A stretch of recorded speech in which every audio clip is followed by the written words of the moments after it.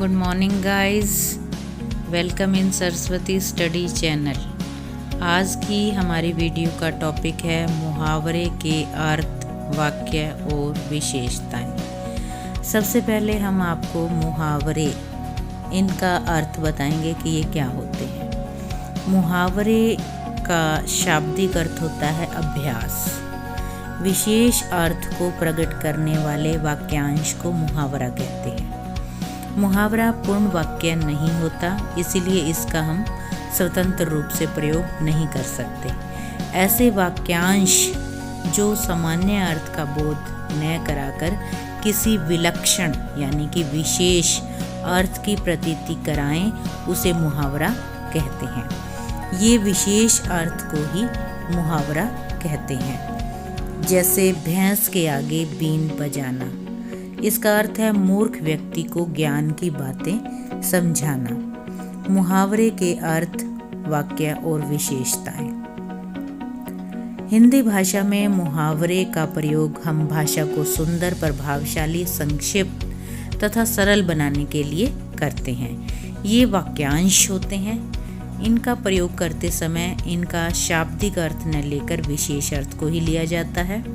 इनके विशेष अर्थों में कभी बदलाव नहीं होता, ये हमेशा एक जैसे रहते हैं। ये लिंग, वचन, क्रिया इनके अनुसार वाक्यों में प्रयुक्त किए जाते हैं। मुहावरा एक ऐसा वाक्यांश है जो रचना में अपना विशेष अर्थ प्रकट करता है। मुहावरा अरबी भाषा का एक शब्द है जिसका अर्थ होता है बातचीत करना या फिर उत्तर देना। मुहावरे की विशेषताएं। मुहावरे का प्रयोग वाक्य के प्रसंग में किया जाता है, अलग नहीं। सेकंड है, मुहावरा अपना असली रूप कभी नहीं बदलता, उसे पर्यायवाची शब्दों में अनुदित नहीं किया जा सकता है।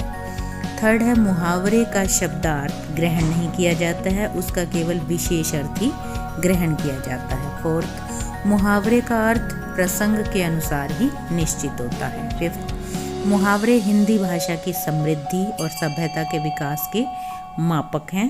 इसकी अधिकता या फिर न्यूनता से भाषा को बोलने वाले के श्रम, भाषा निर्माण की शक्ति, अध्ययन, मनन सबका एक साथ पता चलता है। जो समाज जितना अधिक व्यवहारिक कर्मठ होगा, उसकी भाषा में इनका प्रयोग उतना ही अधिक होगा। 6, देश और समाज की तरह मुहावरे भी बनते और बिगड़ते रहते हैं। नए समाज के साथ नए मुहावरे आते हैं। 7, हिंदी भाषा के ज़्यादातर मुहावरों का संबंध हमारे शरीर के अंगों से भी होता है। ये दूसरी भाषा के मुहावरों में भी ऐसा होता है। मुहावरे और लोकोक्तियों में अंतर क्या है, अब हम आपको ये बताएंगे। मुहावरा एक वाक्यांश होता है, यानी कि वाक्य का अंश, जो कि स्वतंत्र रूप से प्रयोग नहीं होता, जबकि लोकोक्तियाँ अपने आप में ही पूर्ण होती हैं। लोकोक्तियों का प्रयोग हम स्वतंत्र रूप से कर सकते हैं। शब्दों की 3 शक्तियाँ होती हैं, एक अभिध्या, दूसरा लक्षणा और तीसरी व्यंजना। अभिध्या क्या होता है? जब किसी शब्द का हम सामान्य अर्थ में प्रयोग करते हैं, तब वहाँ पर उसकी अभिध्या शक्ति होती है। जैसे कि सिर पर चढ़ाना, इसका अर्थ है किसी चीज को उठाकर सिर पर रखना होगा। लक्षणा क्या होता है? जब शब्द का सामान्य अर्थ में प्रयोग न करके किसी विशेष प्रयोजन के लिए इस्तेमाल किया जाए, तो ये जिस शक्ति की वजह से होता है उसे हम लक्षणा कहते हैं। जैसे सिर पर चढ़ने का अर्थ होगा आदर देना, लक्षणार्थ में। उसके बाद है व्यंजना।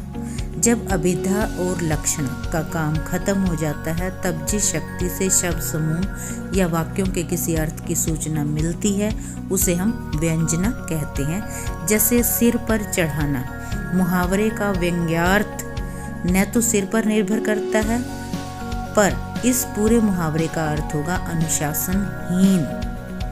मुहावरे के अंदर अलंकारों का भी प्रयोग किया जाता है। अनेक मुहावरों में अलंकारों का प्रयोग होता है, लेकिन इसका मतलब ये नहीं है कि प्रत्येक मुहावरा अलंकार होता है या प्रत्येक अलंकार युक्त वाक्यांश मुहावरा ही होता है। पहला है सादृश्य मूलक मुहावरे, जैसे कि लाल अंगारा होना, ये उपमा होता है। पैसा ही पुष्तव और पुष्तव ही पैसा है।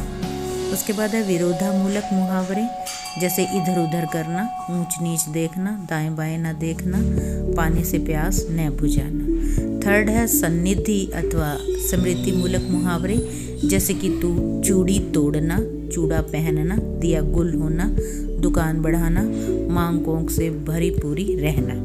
शब्दालंकार मूलक मुहावरे, अंजर पंजर ढीले करना, आएं बाएं साएं बकना, कच्चा पक्का देर सवेर। कुछ मुहावरे प्रथाओं पर भी आधारित होते हैं, जैसे कि बीड़ा उठाना। मध्य युग में राजाओं के दरबारों में ये प्रथा थी कि जब भी कोई बुरा कार्य करना होता था तब वीरों और सामंतों को बुलाकर उन्हें उस विषय में सारी बातें बता दी जाती थी और थाली में पान रख दिया जाता था। जो वीर उस काम को करने के लिए तैयार हो जाता था वो उस थाली से बीड़ा उठा लेता था। तो इस तरह से कुछ मुहावरे कहानियों पर आधारित होते हैं, जैसे कि टेढ़ी खीर होना, ढंपोर शंख होना। व्यक्तिवाचक संज्ञाओं का जातिवाचक संज्ञाओं की भांति भी मुहावरों में प्रयोग किया जाता है, जैसे कि कुंभकर्ण की नींद, जयचंद होना, विभीषण होना।